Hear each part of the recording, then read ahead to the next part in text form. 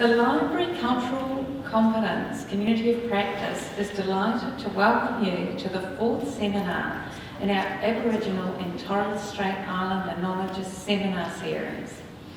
Offered in conjunction with the Office of the Deputy Vice-Chancellor, Indigenous Strategy and Services, our seminar series includes a total of 6 talks held during 2018, presented by experts on areas including history and language, cultural astronomy, connection to country, visual arts, medicine, and perspectives on gender.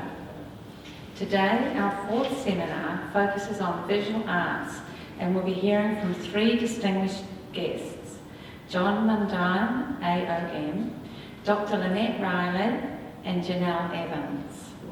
Before we welcome our speakers to the stage and begin proceedings, I'd like to acknowledge and pay respects to the traditional owners of the land on which we meet, the Gadigal people of the Eora Nation. It is upon their ancestral lands that the University of Sydney is built. As we share our knowledge, teaching, learning and research practices within this university, may we also pay respect to the knowledge embedded forever within the Aboriginal custodianship of country. And now I'll hand over to Antonia Catalan, who will introduce our first speaker. Good morning, everybody. My name is Antonia Catalan. I'm from the University of Sydney Library, and along with my colleague Cathy Thorncraft, I'm delighted to be emceeing this morning's event. Now I'd like to introduce our first speaker, and today we have the privilege of hearing from Djon Mundine, a member of the Bandjalung people from northern New South Wales. He's a distinguished pioneer and Aboriginal curator and artist. As a foremost figure in the Australian art world, he's an activist, writer, commentator and critic. Djon's career is varied and contains numerous highlights, including being awarded an OAM for services to the visual arts in 1993. He is well known as a concept curator for the Aboriginal Memorial Installation 1988, which is permanently on display at the National Gallery of Australia in Canberra. Djon co-curated with Fiona Foley for the Museum of Contemporary Art, I Shall Never Become a White Man, for the 1994 5th Biennial of Havana, Cuba, and was the travelling curator for the groundbreaking Arjara, the Art of the First Australians exhibition, which went to Düsseldorf, London and Hummelbach in Denmark in 1994 and 95.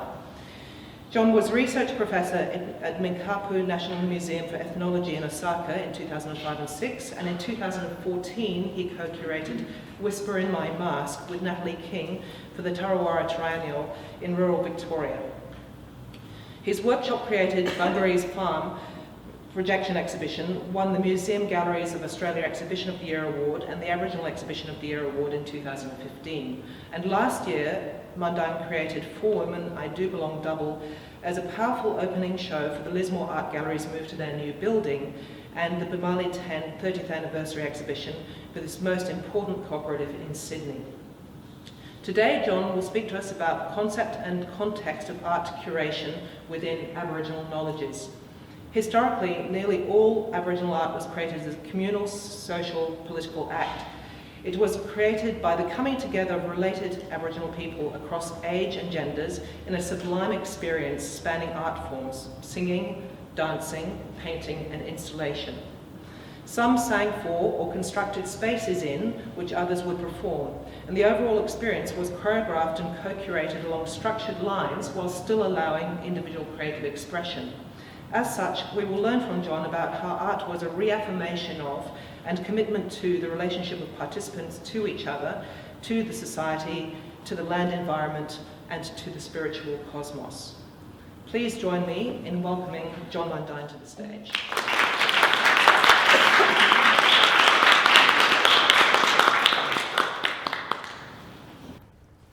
Okay, thank you, and thank you for coming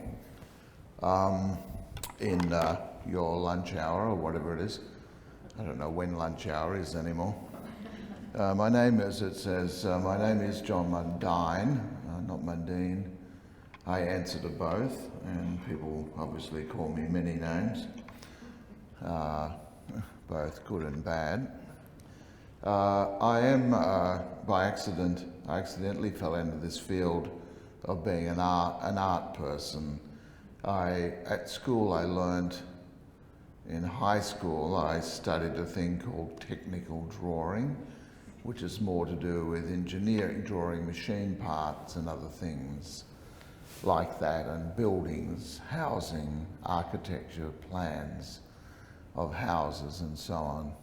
So there is a basic form, a structure of giving three views: the plan view, the front view and the side, and so on, and trying to construct those views in isometric views and oblique 45 degrees views.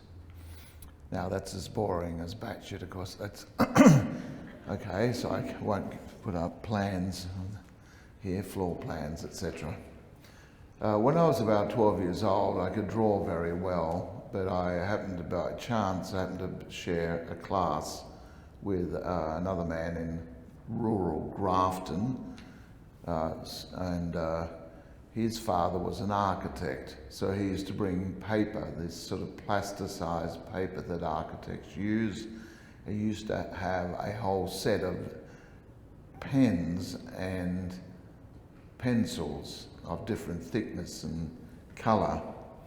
So I learnt from that time, about how you can have very dark lines or very light lines, etc. And we're really good friends.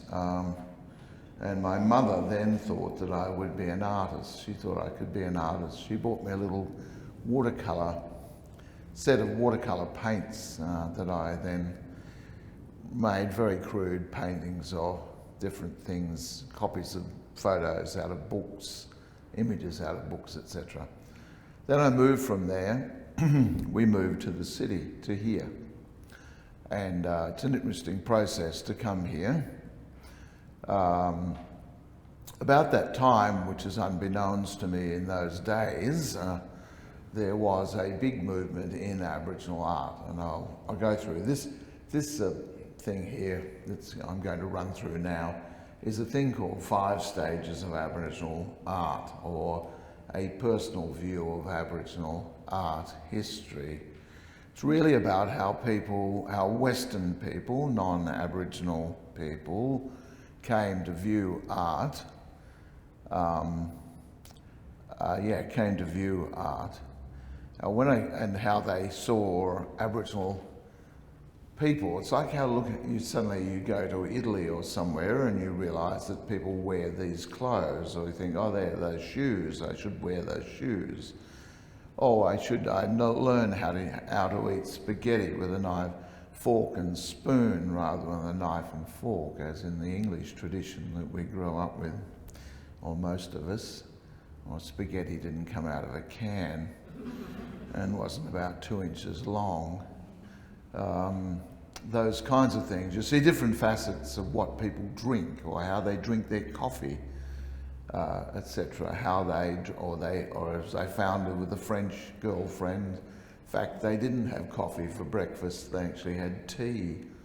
I said, I don't know why. She said, I don't know why you're drinking coffee. French people don't drink coffee for breakfast. We drink tea, etc. So all those facets of a cultural life and a social life that you come to understand and see, and words that people use. I would always ask people in other communities and other societies to tell me a joke in their language. What was a Japanese joke? It took me a whole year before I found a woman in a bar one day who could tell me a Japanese joke. She told me 2 jokes, and one I remember very well. The other, I can never remember it. It was that memorable, or that funny. So those things I try to ask, and what do you call other people? What do you like? What do you really like? And being an Aboriginal person, a brown-skinned person, I found people in other places that I could go to, like Bangkok or China or somewhere, that people related to you in a way, a much more personal way than they maybe would have if I was a white Australian. There is such a thing. and not a suntanned Australian, a white Australian. That people would tell you things, intimately things about their beliefs, etc. So one day somebody told me there was a word called yaban, which means, or pitchali, which meant a half-caste person. It was a word it's not a polite word that they would use, but it also meant a funny fashion in China and parts of Asia where you would mix a very sweet, milky, thick tea. You'd mix that with a very almost carnation milk coffee. You'd mix that together, and that had a brown colour, and that person was called this yaban, half and half. It was a term people used for people of mixed descent in Singapore and Hong Kong and so on. Those things people gave to me because they thought almost that I was like their brother, so to speak, or their uncle, more like it. And I hate being called the term uncle, but that's because unless I'm really your relative, treat me as the person I am. Thank you.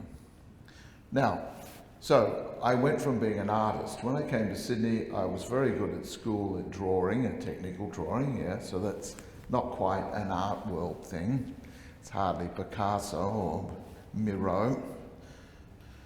But I was very good at mathematics and figures and adding things up. And so I was pointed towards becoming an accountant. And I studied at university to be an accountant. And an economist. And in those days, of course, they were very respectable professions. Very respectable professions. If I went to a bank and said I was an artist and could they give me a loan, I'd be laughed out of the place. In those days, of course, if I went there in my suit and tie as an accountant, that would be taken. I'd be taken more seriously. Nowadays, I'm, of course, being an economist now is saying I'm a fortune teller or something else, or can I read your tarot cards? Morrison, remember, was an economist. He's still reading his tarot cards, or telling our fortunes. Tomorrow will be sunny. Tomorrow we should be happy, remember? We should be united, etc. Anyway, so I went from being, and also I started to play team sports. I became very good at being a team player. So I became good at organising people. I could organise a good barbecue. I learned how to do it. It's not as simple as you think. As they say, that joke, they couldn't organise a barbecue. Or they couldn't organise a piss up. That kind of thing is a truth. There's a truth to it, that people can be very disorganised. But I learned to do those things, and I moved from being an artist to being a curator. A curator organises other people. Most of the time it's like herding cats or chickens, trying to get artists to get into a line of thought or to hold a thought in their brain, because they are generally creative people and their mind wanders. So when you talk about something, a knife and fork, they're concentrating on the knife, and you're concentrating, trying to get them to think about the fork, and they're concentrating on the knife. The knife they're putting into the next artist. Or you're trying to think how you can bring these two things together, whereas they see them as two different designed objects. So anyway, being a curator comes from the word a Latin word, which means to care. It's in Roman times it was a Latin word meaning to care. And really I care. Sorry, that's a joke. In the Middle Ages, the Catholic Church would have a curate. You've all heard of the curate's egg, haven't you? Come on. Huh? It's a British joke, is it? The curate's egg.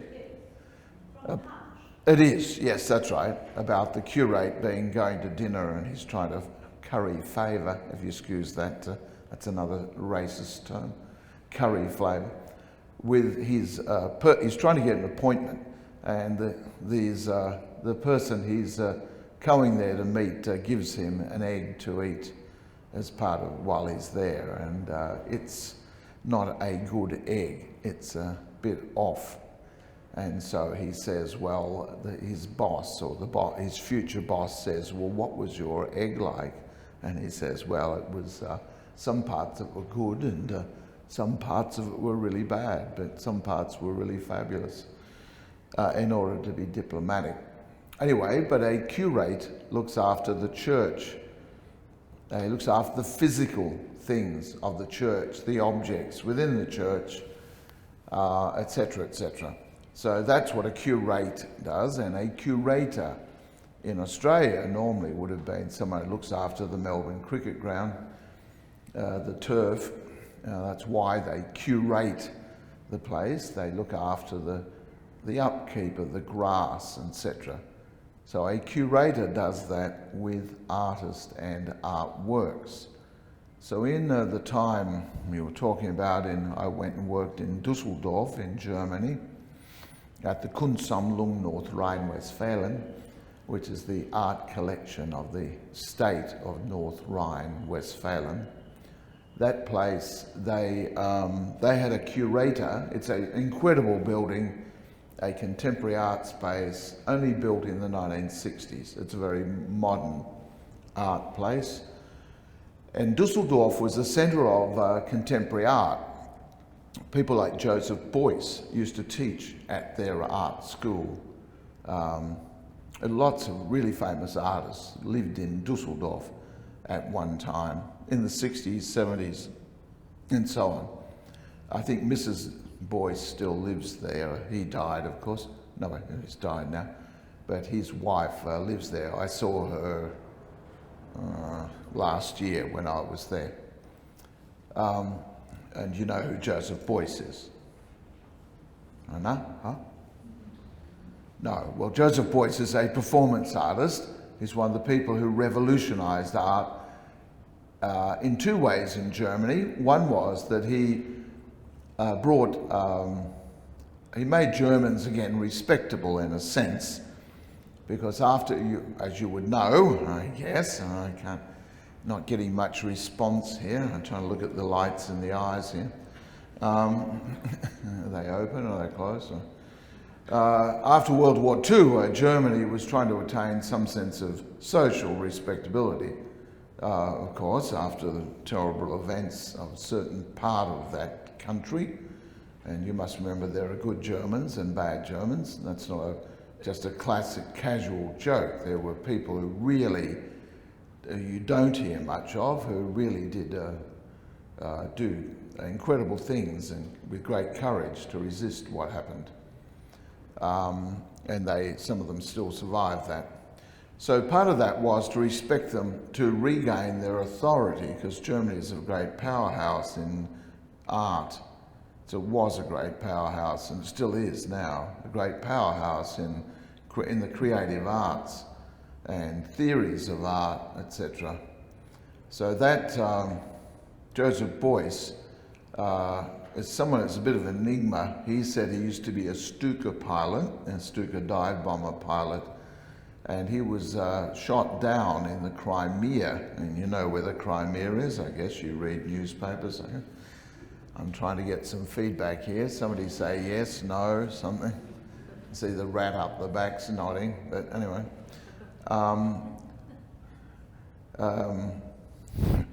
And he was shot down in Crimea, and the native people of that group, who are nomadic herdsmen, rescued him, and it was cold. It's very cold there, as you would know. Stereotypically, it's cold in Russia, and he was rescued, and they covered him with fat to keep him warm, and they wrapped him in felt and fur to keep him warm. And he had this sort of maniacal obsession about all of his art being made of fat, felt and fur. And there's one of the pieces I saw in Dusseldorf, it's a big block of pork fat about this big that was under glass. It was a beautiful work of art. Depends how much you like fat or pork or not. And there's all those jokes about the cleaning lady chucking his artwork out and finding this piece of fat and thinking, oh, well, we'll get rid of this. But he revolutionised art in that, making those common things holy, almost holy objects, almost holy practices. And that, this kind of, a different kind of aesthetics. Aesthetics aren't about beautiful pictures of, George Washington crossing the Delaware or Captain Cook being bashed over the head in Hawaii there or whatever, or claiming Australia on Possession Island. When Captain Cook came along the coast here, he only landed twice. He came to Botany Bay and he landed there, and people threw spears at him and he fired shots at them, but he got water there, and then he went north and he stopped in Cairns, as we all do these days. But he stopped there mainly because he ran onto the reef. That's the only reason why he stopped. Otherwise he wouldn't have stopped there at all. He was forced to stay there and plug up the hole in his boat. And then he went on to Possession Islands. Now, I don't know what the name of it was before. It must have had a name, but surely a better name than Possession Island, when he put a flag up there and claimed the whole of Australia after only landing twice, one by accident. How long is the east coast of Australia? Yeah, it must be 5,000 miles or something. And yet he could then claim it. Has anyone seen a film called Anguilla, The Wrath of God? It's a Herzog film, and it's about these people, conquistadors in South America, and they go down the raft down this river, and they're basically dying, they're starving, and they have no water, they're starving, they don't know where they are. And this leader of that group, Anguilla, stands on the boat going, I claim this for the King of Spain. I claim this for the King of Spain. I've claimed more land today for the King of Spain than the whole of Europe. And that's the stupidity of the Captain Cook image of him doing that. However, that's by digressing. So why? Because we're going to have a great bath of love-in of Captain Cook shortly, and Australia that finds very little money to give to the arts. The Australian government has not increased the funding to the National Gallery for 10 years. It hasn't increased the funding to the National Gallery for 10 years. They have found 50 million to redo the landing place where Captain Cook landed in Botany Bay. 50 million, right? That's the entire budget of the National Gallery for a year. They have found 500 million to give to the Australian War Memorial to upgrade the honouring of the great Anzac tradition. 500 million. And as you know, they've given 500 million to some group of really great people who are looking after the barrier reef somehow. Anyway, all that aside, so I'm a curator. So what does a curator do? I organise other artists, etc., and occasionally I'm asked to produce artworks as well. What you find is when you're curating other artists, that they quite often get their nose out of joint if you try to say, I would like to be in this show, because you're taking over their turf, and people might look at you rather than at me. And in this day, the age of the selfie and Facebook, it is the ultimate crime to steal attention from another artist. What do they say? The greatest enemy of an artist is another artist. However, that's what happens. So it always is with projections. We have technology and we have technology's faults. So although these projections are really fascinating and incredible that you can bring these images, you always have the light effect, which is terrible, unless you have a gigantic television screen, and even then. But we'll continue. This work begins, it's called I Saw the Sun. And some time ago in Brisbane in about 2005, there was a person who was really a technician at the Queensland Art Gallery. If this doesn't get him into trouble, he bought a new video camera. We call it a video camera, a digital camera. And he wanted to try it out. So he went around and asked a number of Aboriginal people, would they do a performance for him he could film? They had an idea. So he harassed me quite a bit. He worked with other artists who they were real artists. I wasn't, of course, I was a curator. So, and people always say that, well, you can't do that. You're not an artist, you're a curator, you know. Anyway, so I did this piece called I Saw the Sun, where I performed. What it's to do with is about, in fact, as a cameraman, if there is the camera person, or whatever the word is these days, that person, it's about light and shadow. And the basic premise of all photography, of any sort, of any image making, is of course light and shadow. These are the basic principles you aim at. So in Aboriginal terms, in some Aboriginal religions, the idea is that the shadow is your soul. And as your soul, you can't leave your shadow. Your shadow doesn't appear by itself. And you can't leave your soul either. You can't leave your shadow. And so there is a practice where you had to get up in the morning. When you get up in the morning, as you do, I'm sure you do when you do your yoga in the morning, you salute the sun. But before the sun actually appears over the horizon, it becomes light. But you'll find that you don't actually cast a shadow. It's not until the sun actually comes up over the horizon that your shadow will appear. And so the idea is that you get up in the morning to see the sun come up and see your shadow appear. And as you know, only living things cast shadows that have a soul. Living things have a soul and cast a shadow. Well, they don't actually. Trees and inanimate objects do too. But for the religious purposes, that's how it's thought. And when you see that shadow cast, it means that you are alive. You are a living human being. And so I tried to set this up. We would go down to this beach and I would do a dance and read a poem as we waited for the sun to come over the horizon.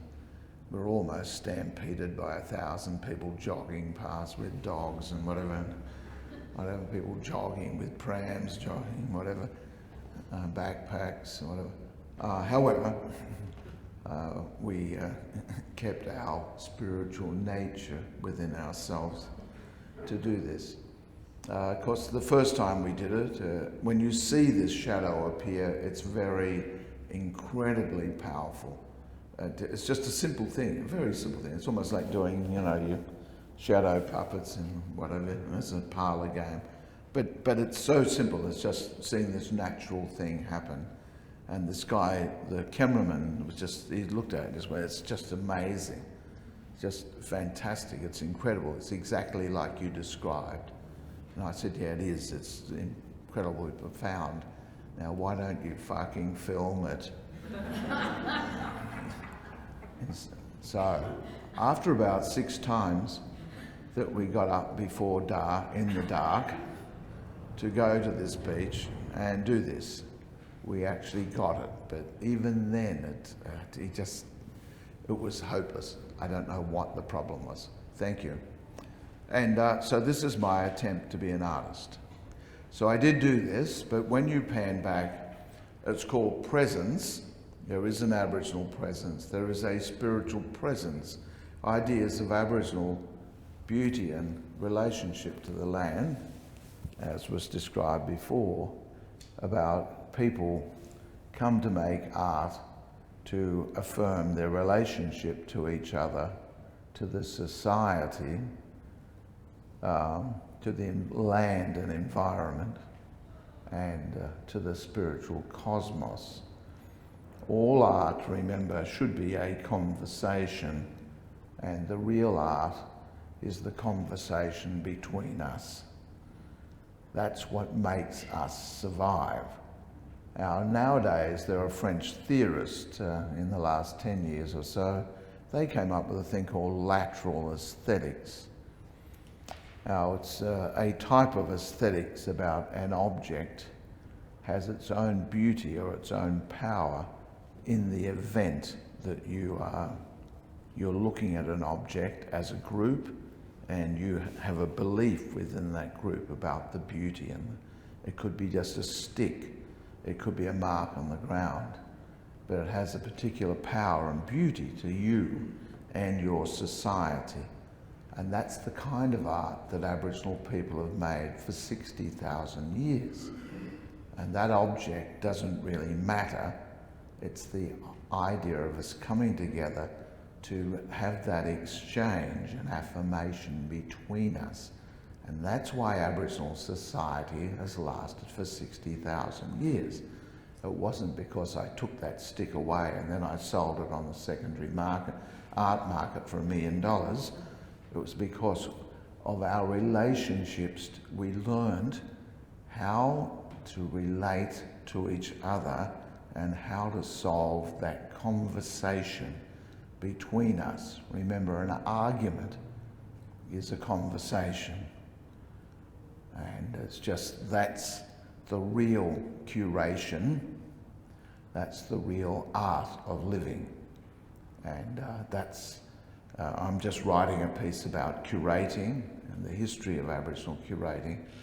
And that's what I've come around to. I try to bring artists together around ideas and about things that matter, and they can all have an opinion about it and a view, but it's getting those artists to talk to each other. I can talk to them, I write an essay for the catalogue, but the fact that they actually come together and meet. So I'll finish up in a second. The piece in Tarawara and a follow-up piece called The Sixth Sense at the National Art School was a group of artists brought together about particular ideas. In Tarawara, it was about masking, about the way that everyone carries a mask, everyone lives behind a mask of some sort. We had people from Denmark in that exhibition, from Italy, from Uluru, and from white Australians, from Adelaide, even worse, Adelaide, a more primitive place, and a number of other places, from Fraser Island, from the Northern Rivers of New South Wales, and so on. But they all took part in that exhibition. We also did that. I organised that also for the Sixth Sense, that another group of Italian artists and an Iranian artist that came together. And the main thing is I'll just talk on these three things. There are three principles that you have to do. One is to make sure that you pay the artist a fee of some sort. It may be a token amount in a sense, but you give them something for using their art in the exhibition. You have to bring the artist to the opening, to have a dinner together so they have this conversation. They might also have the conversation by email, but you bring them together to physically meet each other in that art piece. The other thing for institutions is that they should buy a piece from that exhibition so it enters the history of that place. So it's not just about someone's written it down or someone reviewed it, because you can't count on John McDonald or someone or some other person being paid to come and do something or get a free trip or something to come and do it. But if an artwork enters their collection, sometime in the future someone will be doing an MA or honours, and they will come to that. They'll find this funny object in the exhibition, in their collection, and say, well, how did this happen? So that's curation, but also curation is also an art. Thank you.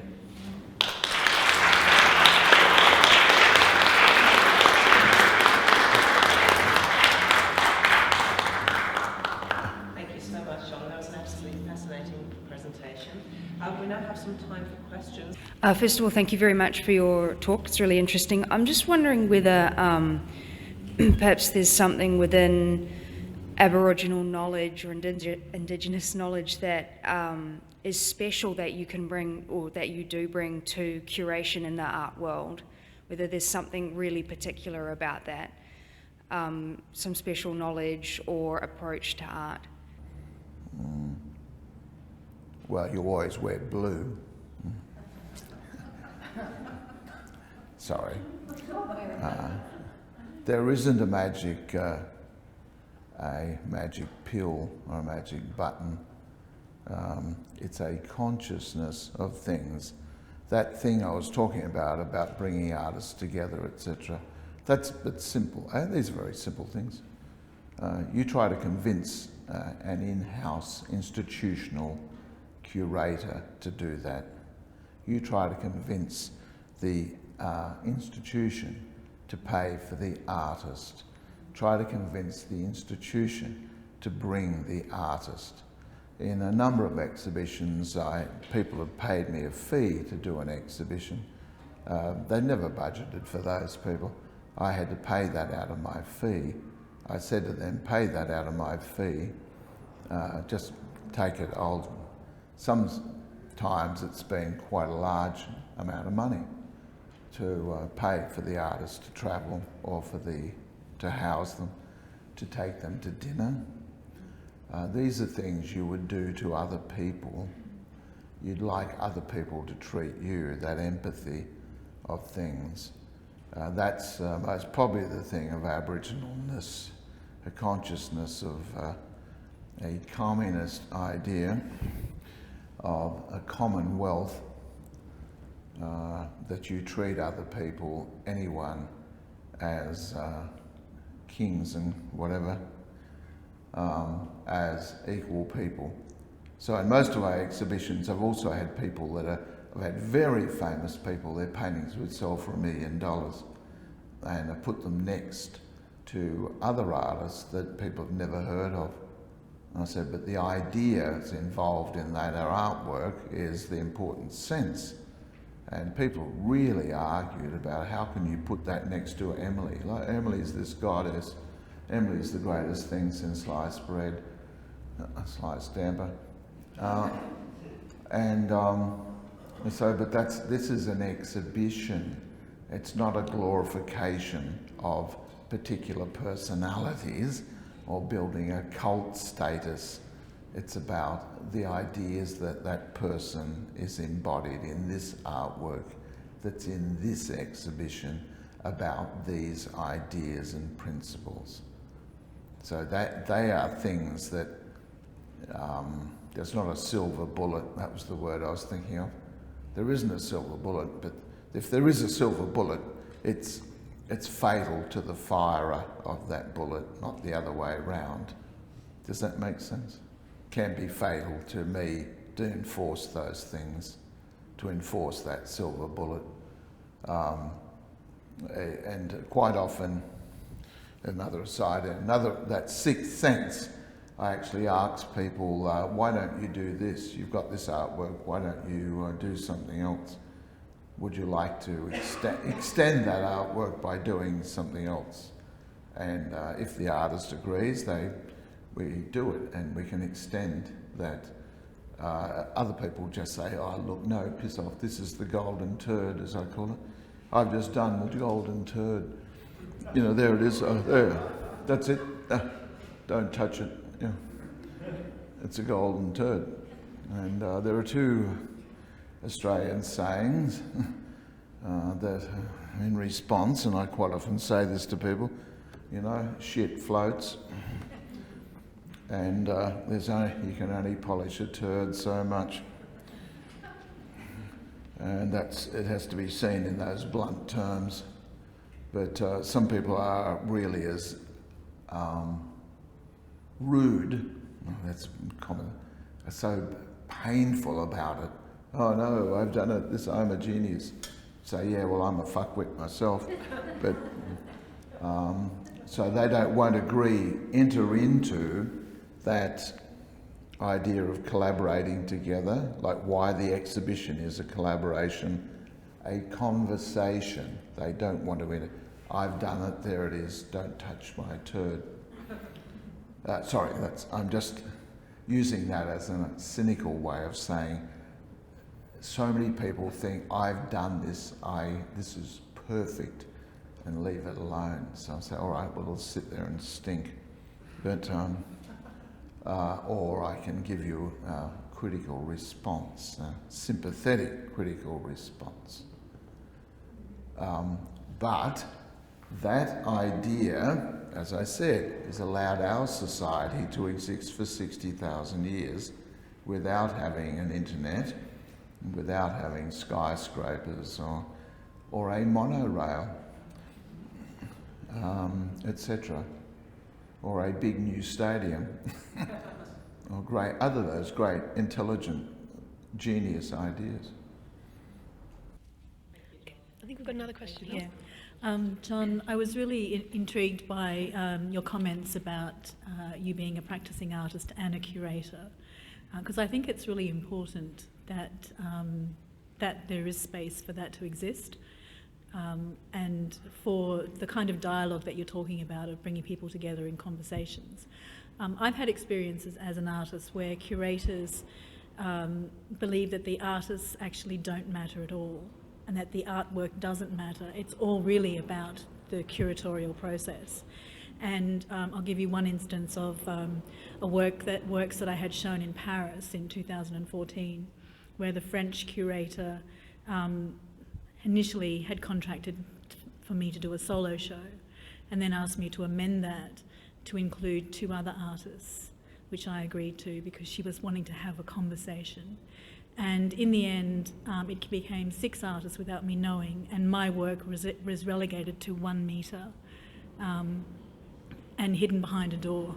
And so that left a really bad experience in my mouth, because it ended up becoming about the curator building a profile in the media about her exhibition practice, and the artists and the artwork were not important in that space.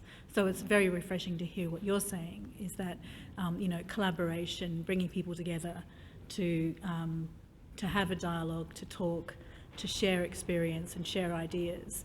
But I also like the fact that you are also an artist, so that you have an idea as well of what the artistic process is. Well, it's not so much about the artistic process that you join. First of all, I found that people don't, there's 2 things. As a curator, they're both 2 sides of a coin. One is that as a curator, you have to go and talk to the artist. You have to go visit the artist. There's lots of curators don't even go and visit an artist in their studio. It's, as you said, the artist is seemingly irrelevant. You can read a book about them. Don't go and speak to them. Try to make, as much as possible, I try to make an effort to go and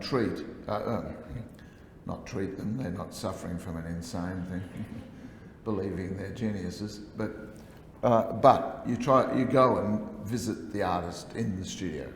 You have to make this personal contact and talk to them about, well, look, this is the idea of the exhibition. What do you think? I want to choose this work. They might say, well, no, well, I have this other work I'd prefer to have. So there's that. The other side of the coin as a curator is you have to go and visit the space. And I was talking to a group of young Aboriginal curators, or younger. Everyone's younger than me these days, of course.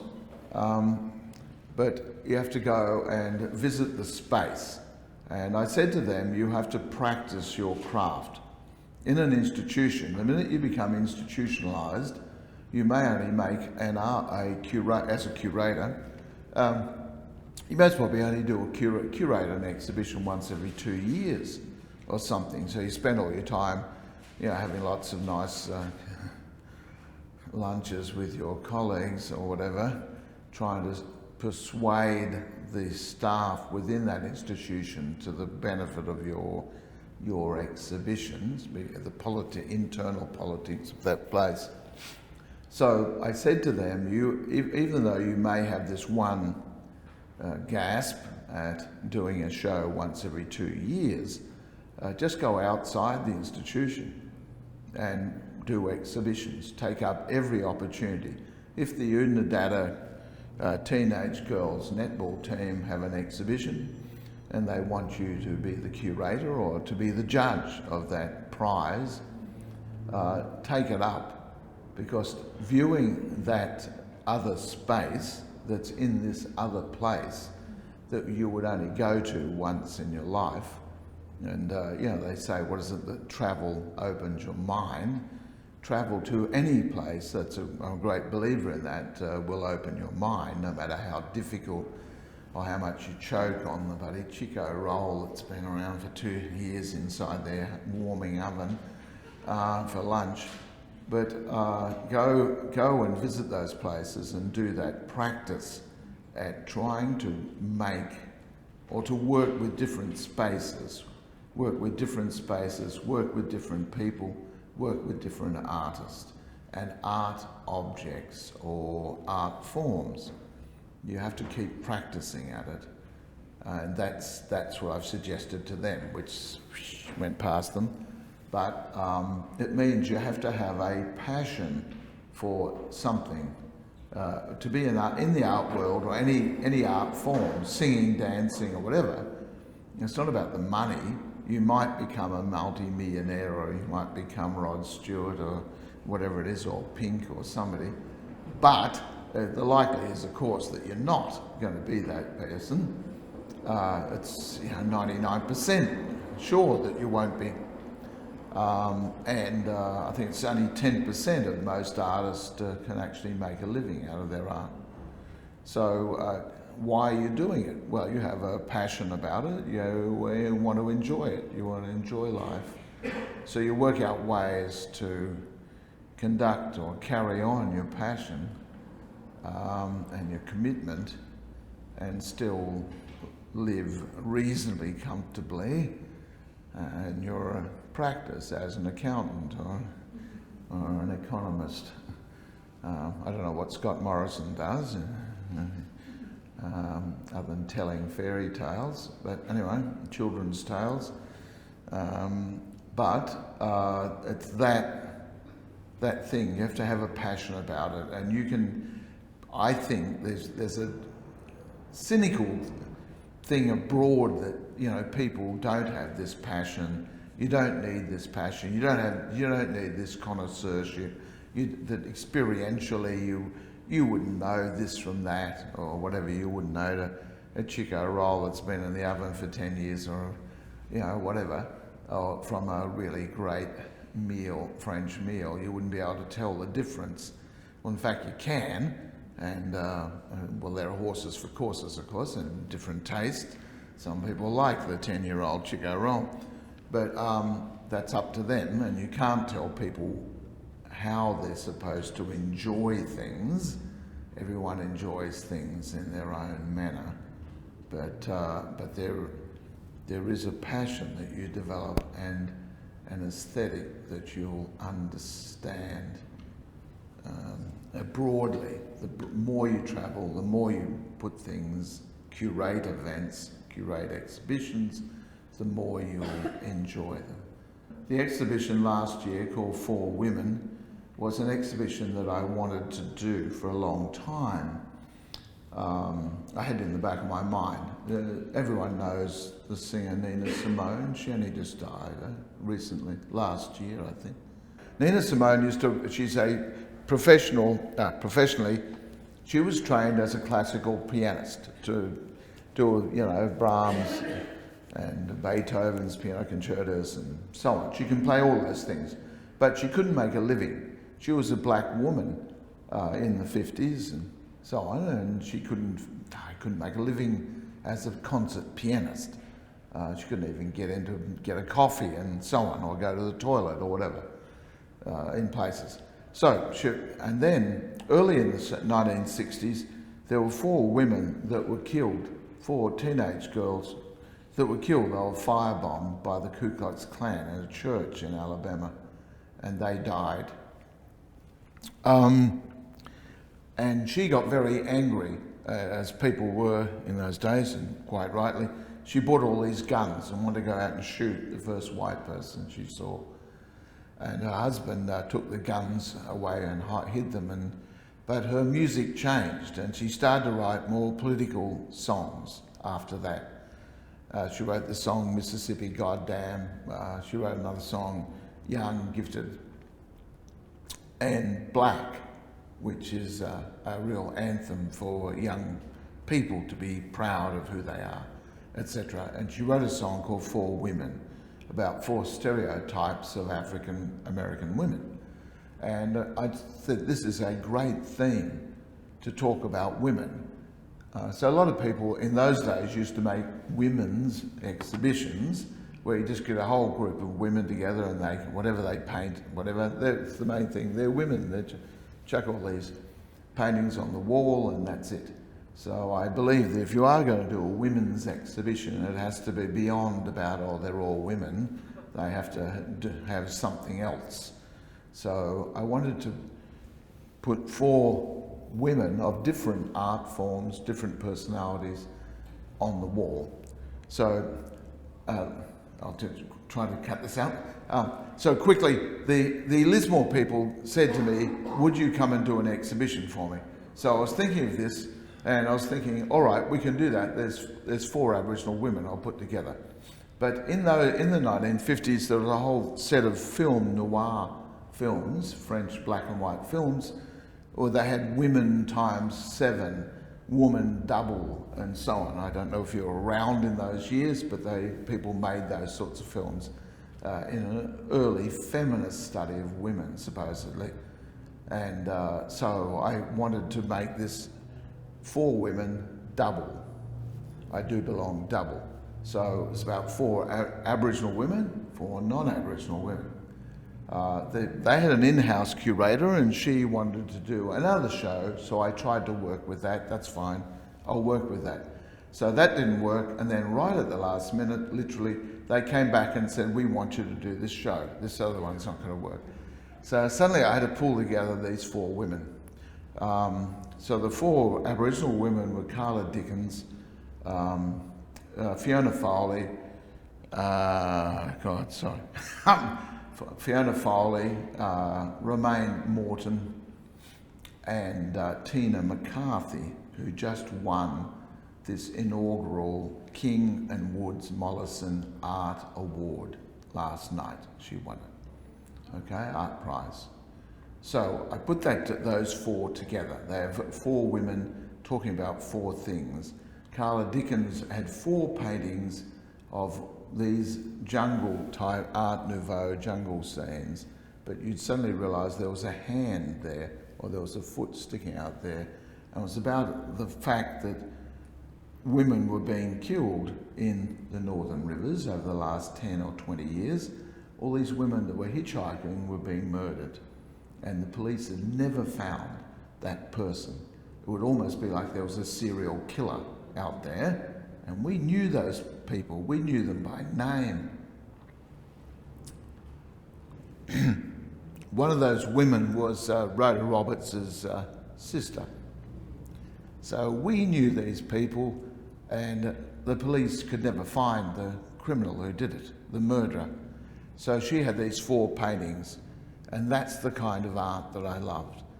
And in that society in Lismore, you can imagine bringing that up and talking about these mainly black women that were being murdered, what that meant to Carla. She'd be then harassed, and as in the thing of the 4 billboards of Alba, whatever that film, how you can be harassed and whatever. But that was the artwork I wanted. So that was one piece. Another piece, there were a number of other pieces, and the 4 other women were this Iranian woman, and there was another woman called Torres.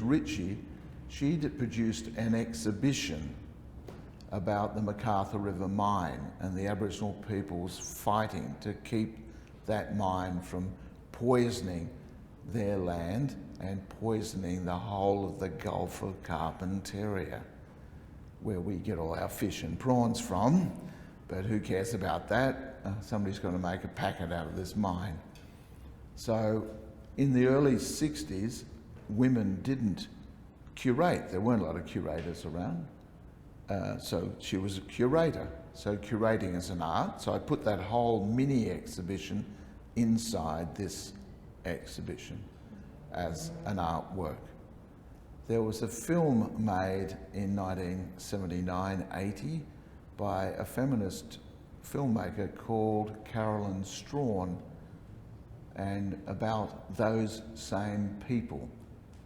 Now, 30 or 40 years later, they're still fighting against that mine. They were fighting against the mine then, they're now fighting it. So we put that film into the exhibition as well. Now I've got to close, but anyway, sorry, I could go on forever, but we won't. I'm sorry about the other people. I don't want to cut into their time. Thank you. Bye.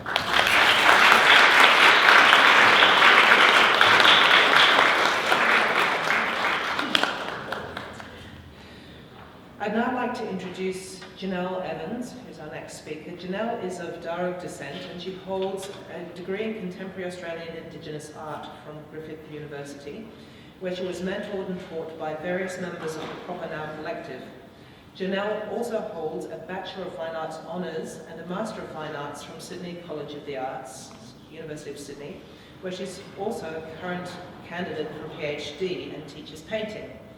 She's a finalist in the Graduate Medal, University of Sydney 2017, and a recipient of the H.S. Carswell Memorial Scholarship, Emmanuel College, University of Cambridge in 2014, and a recipient of the Dr. Charles Perkins AO Prize, University of Sydney 2013.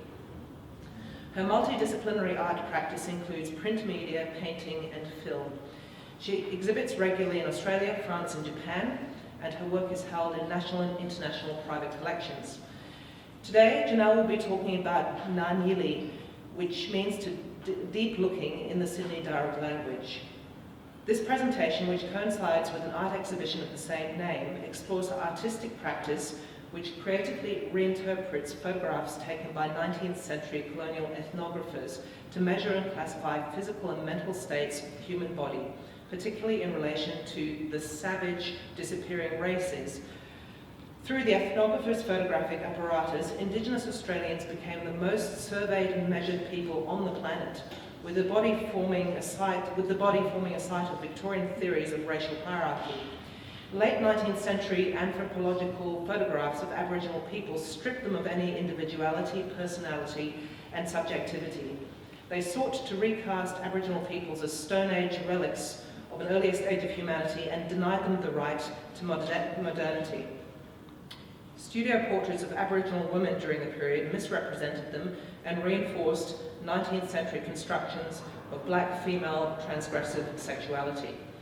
As Janelle will discuss, her NAANYILI body of work invites the viewer to find new ways of perceiving Aboriginal women than those projected by the myths and the stereotypes formulated during the colonial period.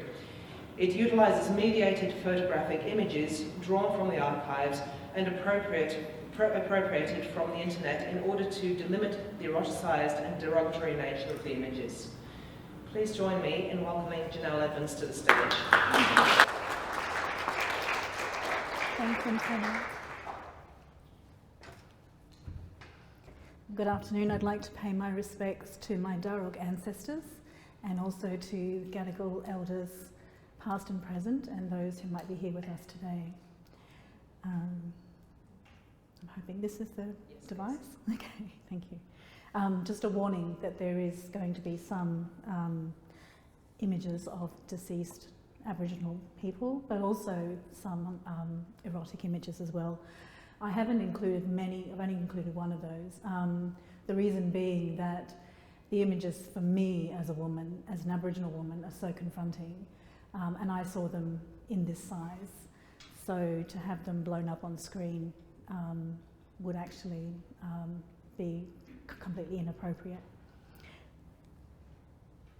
So NAANYILI, which means to increase your seeing or deep looking in the Dharug language. I'm going to start with my journey to how I came to explore the archives. My father, who is Dharug, actually married, wrong way marriage, his cousin, who is my mother, and they didn't know it at the time that they were cousins. Completely separate surnames.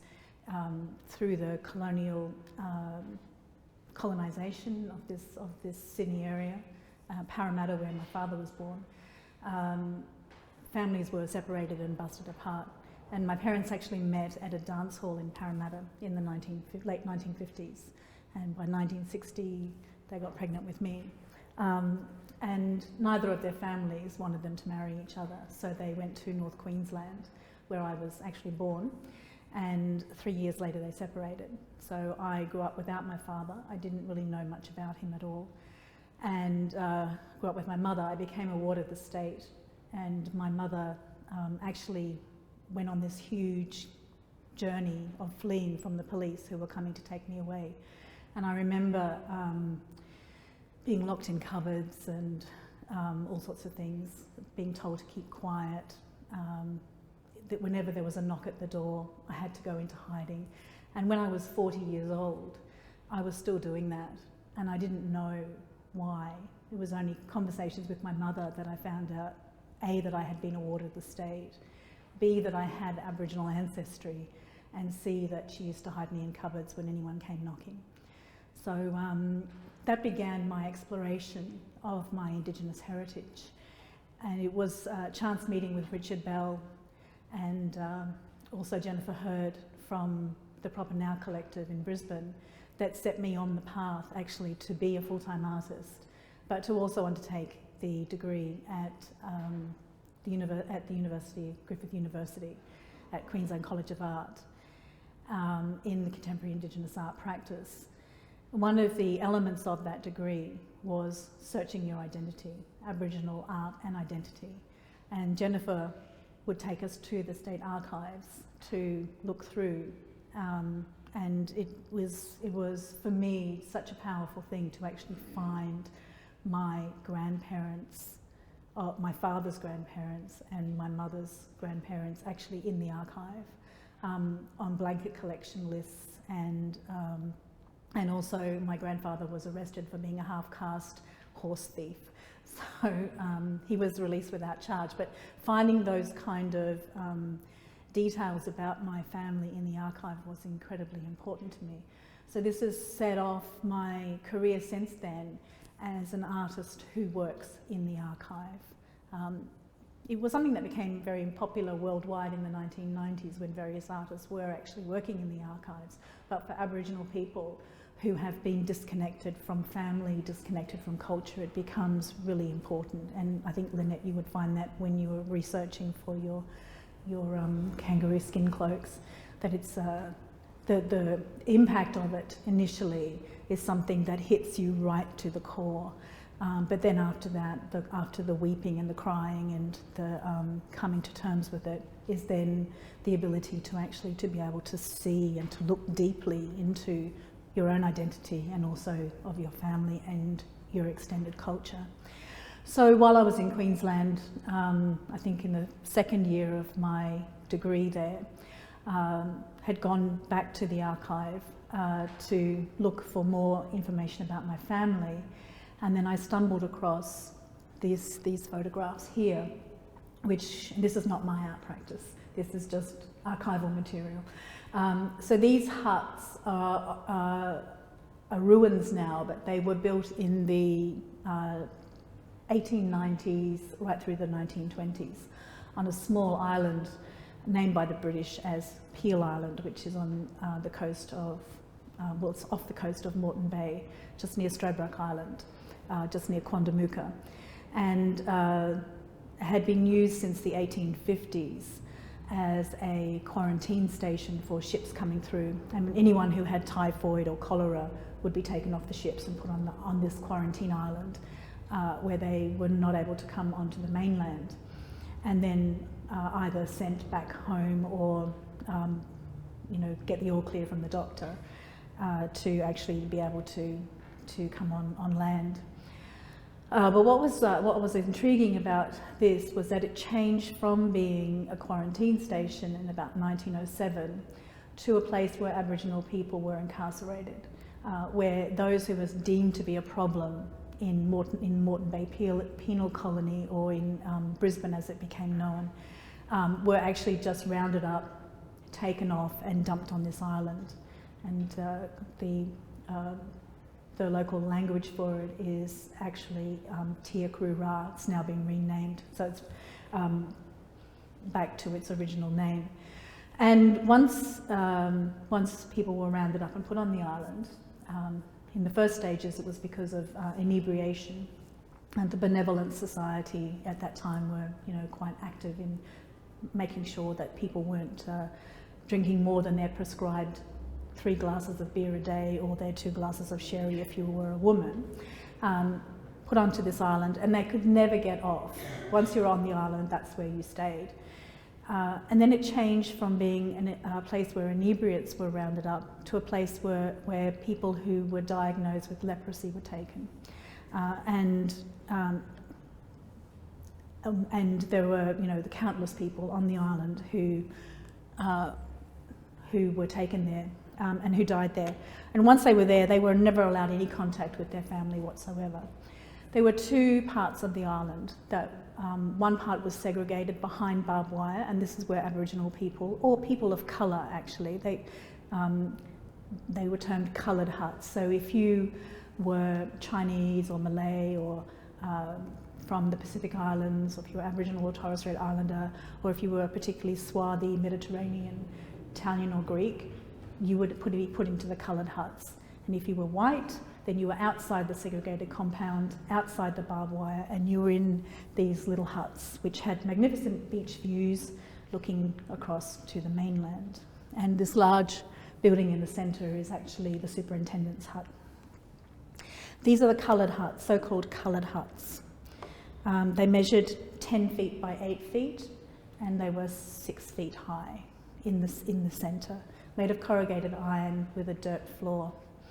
I was fortunate enough while I was doing my undergraduate degree to be able to spend 6 weekend residencies on the island with six other artists.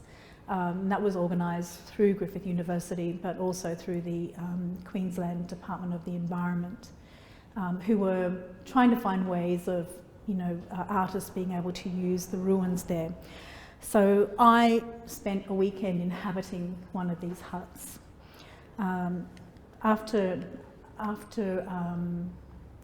the Aboriginal people, there were some Aboriginal people who were taken off this island and then taken to Phantom Island and to Palm Island when the island was no longer used as a leprosy colony. That was in the 1950s.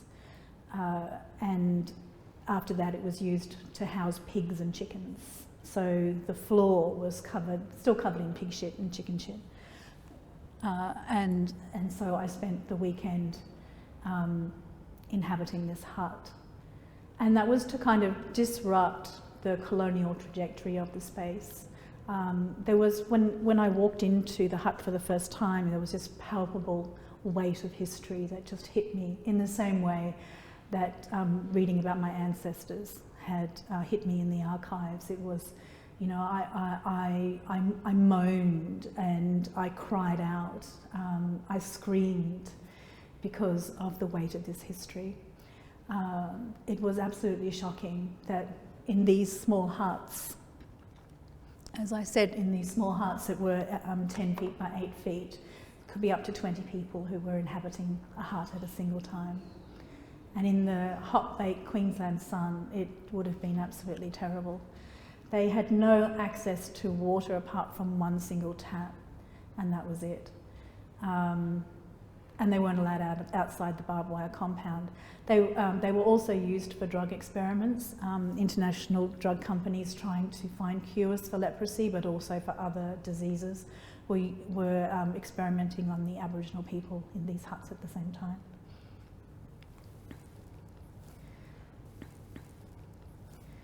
In all these images, the photographer is a friend of mine, a Vietnamese Chinese photographer called Dutchy Dang. He was one of the artists on the artist residency, so he took these photographs for me. But I cover my face. You never actually see my face, and part of the reason for that is that Aboriginal people have been subjected to the most intense investigation of any people on the planet, whether it's through measuring, whether it's through the gaze, whether it's through the ethnographers' photographic apparatus. We have been historically measured and used as seen as scientific subjects, as well as, you know, people who had no human status. So I wanted to kind of disrupt any idea of anyone being able to see me, but to look at what I'm doing in that space.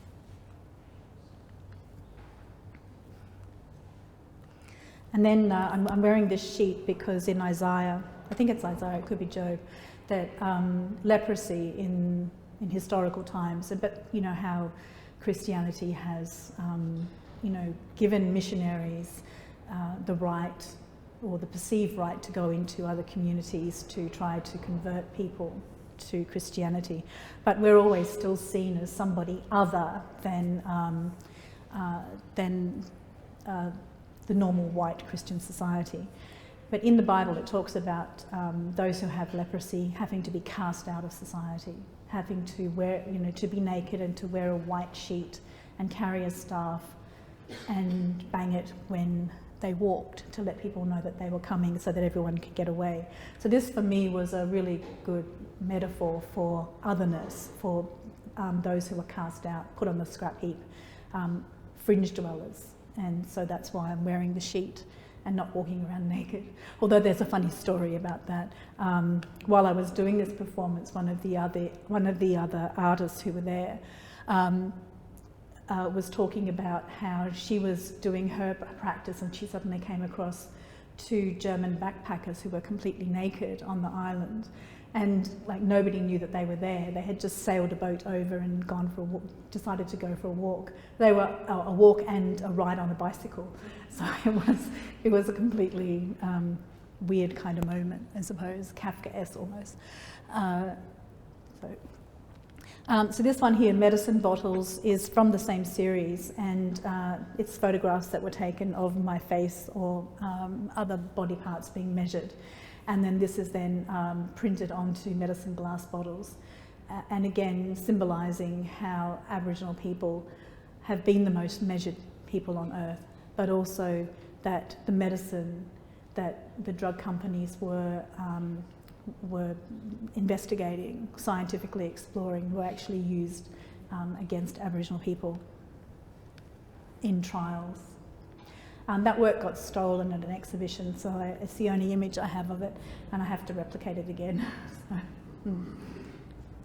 Now we come to the image that I found really confronting. So the central female in this series of 3, this is only a selection of a much wider group of women that I was looking at.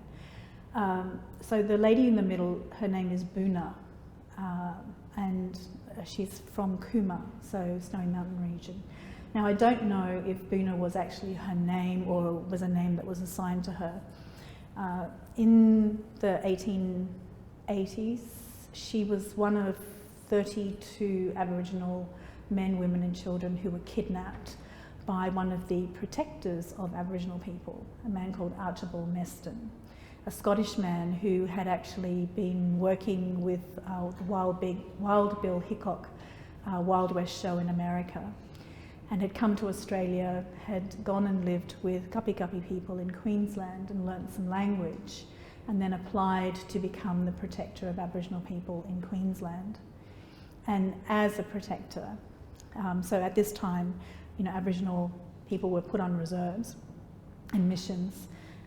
So as a protector, he paid mercenaries and scalp hunters, basically, to go into remote areas, into what he called the wild and savage places, to kidnap people and bring them to Brisbane or to the Moreton Bay, where he formed a new show called the Australia Wild West Show. And this show he took to Paris for the Paris exhibition in 1881, and then he took people to America, and they were performing in Barnum and Bailey Circus and also in the Wild Bill Hickok show.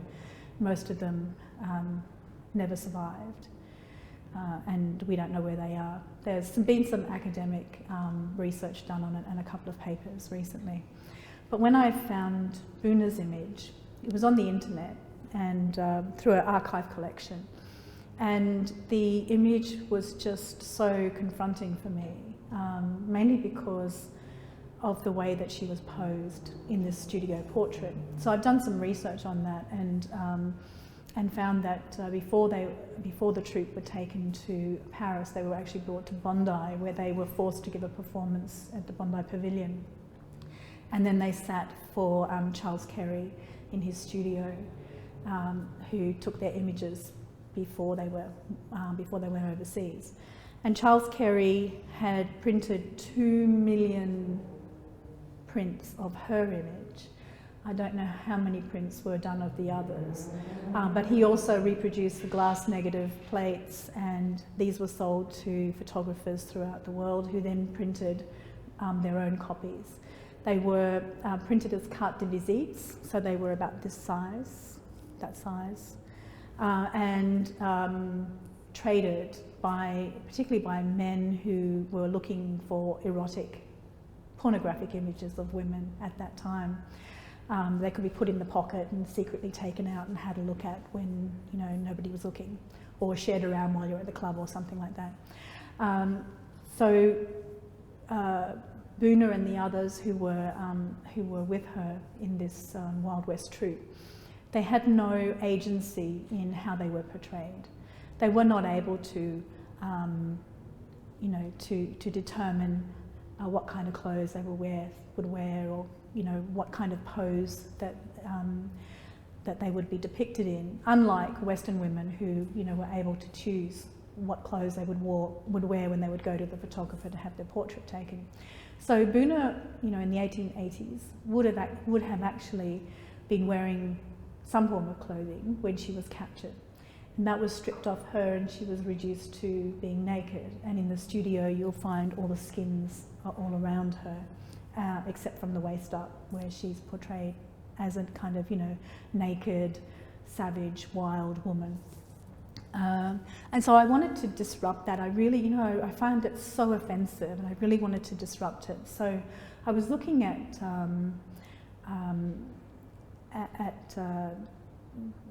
people like Roland Barthes and others who've written after him, and particularly Stuart Hall, who talk about taking an image and being able to, by juxtaposing it with similar images, that you delimit the actual nature of that particular image. So I then went onto the internet and I looked at other images that were taken of women in the same year, in 1880. And so that's why the two on the side, you'll see another another naked woman taken from a studio portrait in Paris. She was an artist model. And then on the other side of her, a dead bride, a corpse bride, which was a big fashion in Victorian period of when people died, their loved ones would actually have them propped up in their finery and photographs taken as a kind of memento mori. So it's on exhibition at the moment. There's 15 images. These images, as I said, I've taken them off the internet, and so they've already been through a level of mediation from the original. The prints have been mediated by the curators and by the archivists in the museums. They've been scanned, they've been digitised, they've been put on the net as a low-res image. So working with these really low-res images, I've then made photogravure prints, so etchings through the etching press, so they're engravings, which again further takes them away from their original photographic image and more into the world of fine art. And just with the use of the aluminium plate, degrades the image even further so that it has little pockets of bubbles and holes. It doesn't look like a high-end photographic image. And all the images are of people who are othered, whether they're criminals, whether they're artist models, theatrical performers. There's a man who's just about to be electrocuted, or anyone who kind of sits outside of Foucault's idea of power and surveillance. So that was the reasoning behind that. It's really hard to see with the light, sorry. These next three images are in Caustic Wax. They're of a young girl who was an Arenti, a young girl in the 1890s, and she had a huge number of ethnographers and anthropologists come to examine her because she had 6 fingers on each hand. And so there are lots of photographs of her against these white drop sheets where she's being filmed, where she's being photographed. And so I took this young girl, she would have probably been about 10, and I've used her image, screen printing onto Japanese washi paper, and then I embed that in wax and in Caustic Wax. I've called the series Stolen because of our stolen children, but also our stolen history and our stolen culture. And to see her, you have to actually look through the wax. She's trapped behind this wax, this film that is almost like an impenetrable barrier for her either to be seen or to see as well.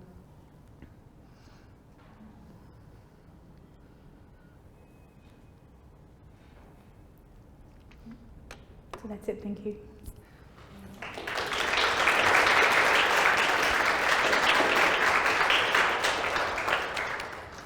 Thank you so much, Janelle. That was absolutely fascinating. Would anybody like to ask questions? Firstly, thank you so much, Janelle. It's fascinating. It's not so much a question as a clarification. The term you used, NAANYILI, was it? Forgive me if I haven't. Just a clarification on its meaning, because when I heard it, that's such a beautiful word, and it's great that Aboriginal words are becoming more part of our Australian vernacular, and I just think that's a really powerful word. I'd love to hear your perspective on how you think that might inform us as artists, educators, etc. So I have to thank Professor Jacqueline Troy for introducing me to my Dharug language. I'm just starting to learn it myself. And I asked her to give me a word that meant deep looking or to increase your seeing. And so that was a conjugation of 2 words, na, nyili. And so, so nya to see, and nyili means increase your seeing. So, thanks. I love it too. Yeah. And so I think that, as a metaphor for what we're all asking is that people do actually see, to open the eyes, open the mind, open the heart, to look further, look deeper, and to really see us. I think it's so important. Yeah. I have a question. You mentioned that this body of work is from a current exhibition. Where might we go to see the exhibition? So it closes on this Sunday. It's at Airspace Projects, 10 Junction Street, Marrickville. Yeah. And I'm giving an artist talk tomorrow at 3 o'clock. Pretty much what you just heard. But no, do come and see the exhibition. It's a solo show, but the gallery has 3 separate chambers, and there's other works that are showing at the same time in the other 2 or 3 galleries. Yeah. So this series is called Stolen. The one with Boona is called When You First Saw Me, What Did You Think? And part of it is that I have Boona placed in an area that is not obvious, and so when people read the the blurb about the exhibition, that it's to ask people to find a different way of looking at Aboriginal women. They can't find any Aboriginal women in the work unless they really look, and so that's a really important component of the exhibition, or of that particular work, is that you really need to see, and then you need to really think, what am I seeing and what am I thinking about this? That's me, that's my phone. I thought I turned the sound off. Obviously I didn't. And then the one done on Peel Island is an ongoing project. So that, as I said, is over eight weekends of being on the island. I've got a massive body of work from that, and I'm still working on it. So it's there's just too many things that happen on that island that are really horrific. And at the same time, like the question that I ask myself as an artist working in the archives is that, I need to do things that are culturally appropriate as well. So if I'm using images, I need to actually find out who the people are, contact their families, get permission, all of that. So, that can be something that takes a long period of time, but it's the proper way to do things, and not just bust in, go into archives. Oh, that's a fantastic picture, I want to use that. No, I don't do that. I actually make sure that I engage with the community, get permission, and the community is involved in the process of how I actually use that, or those images.